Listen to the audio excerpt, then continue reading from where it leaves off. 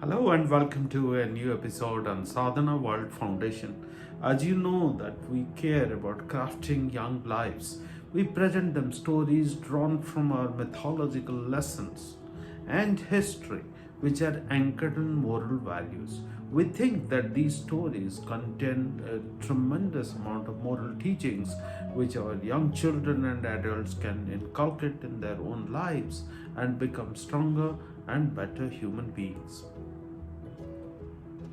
Haven't we seen in public places certain situations like a long queue of people standing to get some tickets, and a small little boy, along with its parents, who are standing in the queue, vomits and makes that place a mess, and the parents feel a little embarrassed. They are trying to take care of the child. They are trying to get that situation under control. However, the others who are standing in the queue, they just look at their behaviors.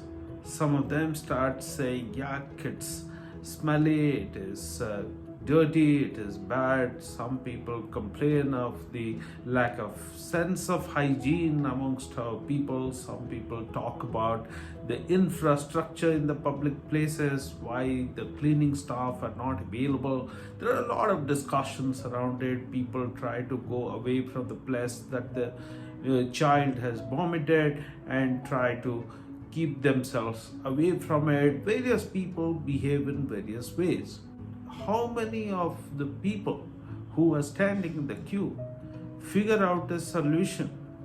The child is sick and the place is dirty. There are two problems. How many of us really try to show some compassion towards the child, the child's parents, and the people who are standing in the queue? Of course, the place is dirty, it needs to be cleaned up. The child is feeling sick, the child needs some help. The parents are feeling embarrassed, the parents need some help. How many of us really do any one of these three? I was thinking about it, just came across a mythological story. Parvati, who's considered as a goddess married to Lord Shiva, performed penance over a long period of time to get Lord Shiva as her husband. So Parvati was doing this penance for a long time. All the other gods and goddesses were worried that she is not taking any food, she is in deep meditation, whether she will leave the body that she has come to this world with.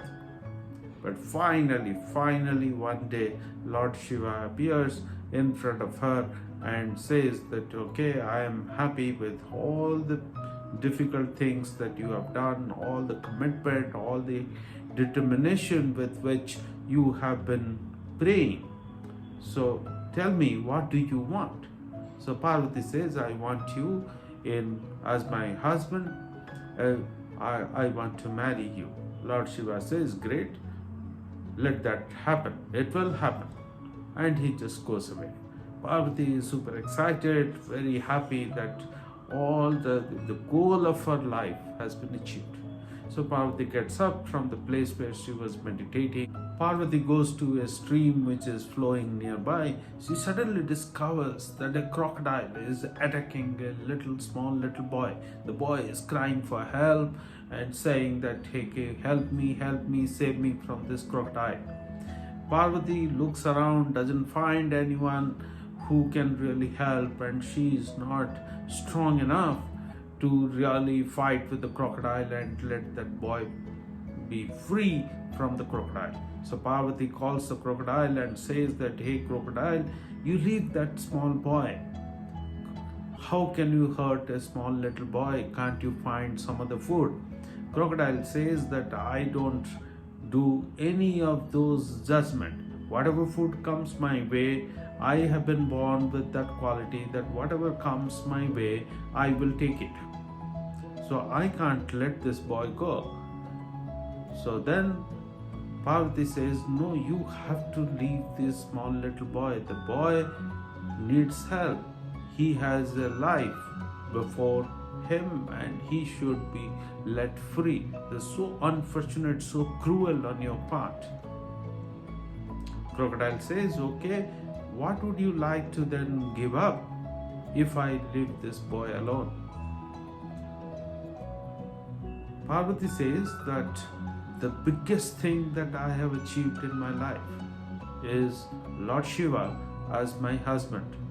That's the austerity that I have performed over so long time, and that's what I have got. That's the biggest possession that I have.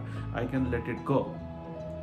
The crocodile was impressed and the boy was let free, and within a minute then Parvati doesn't find the crocodile, doesn't find the boy, everything is gone. Then Parvati comes to her senses and thinks that whatever she had achieved, now she has given it up. So then Parvati again starts the meditation, again starts the process of penance. After some time of deep meditation, again Lord Shiva appears and asks Parvati, how could you give up whatever you had achieved in your life? Parvati said that the boy once can get killed, but that life goes away, the life doesn't come back. But I can perform the penance again. I was trying to give up what I had got for something very noble. I was being compassionate towards that boy.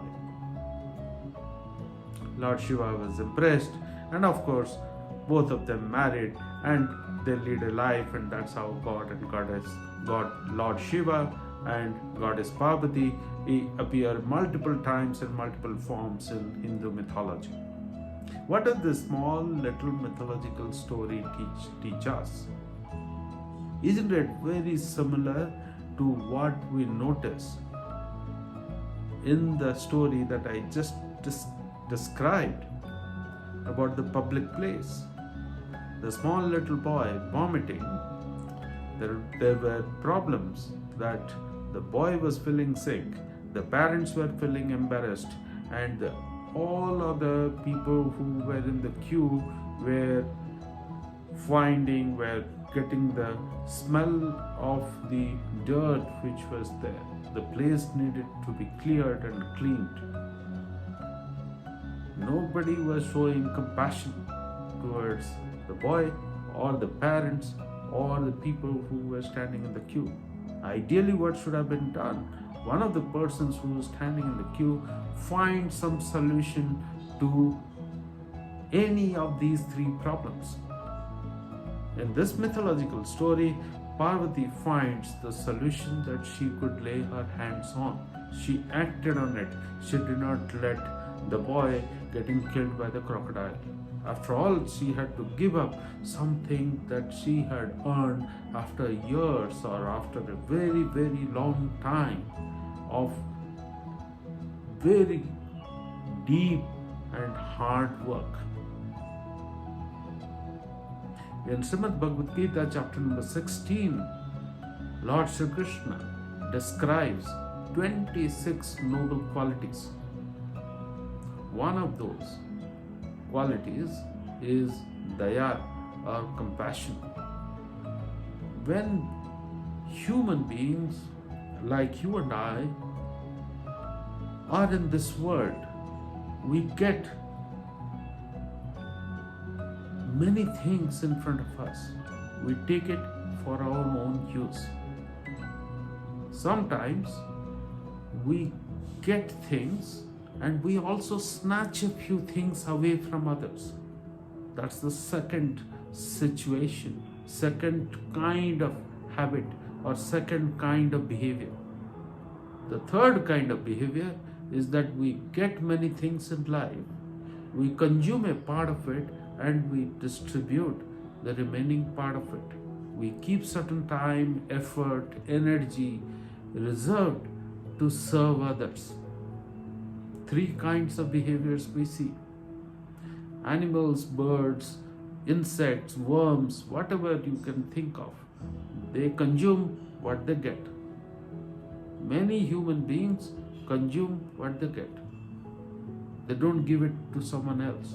There are some of us who not only consume what we get, not only occupy what we get, but also try to take things from others rather than earning them.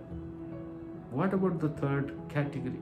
I guess that is what is being taught to us through this mythological story or through the teaching in Srimad Bhagavad Gita, that we must distribute, we must share it with others. It could be sharing our lunch with others, or it could be sharing a part of our wealth with others. It could be sharing a part of our knowledge with others. It could be giving something back, to be kind, to be compassionate. Thank you very much for listening to this deep and intense teaching and spreading this amongst many others. Look forward to our future conversations.